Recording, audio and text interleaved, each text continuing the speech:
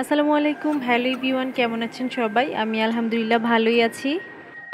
আজকে হঠাৎ আমার বাবুর বাবা 2 ক্রেট আম নিয়ে চলে এসেছেন অফিস থেকে আসার পথে।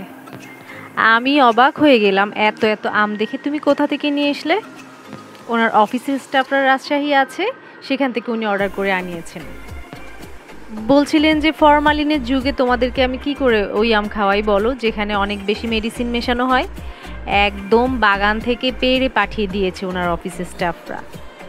রাজশাহীতে এমনি আমের জন্য বিখ্যাত। এত এত আম দেখে আমার তো চোখ ছানা বড়া। কতদিনে আমি এগুলি খাবো, কতদিনে আমি কিভাবে কি করব। এই যে আরেকটা ক্রেট থেকে খুলে নিচ্ছেন, দেখুন।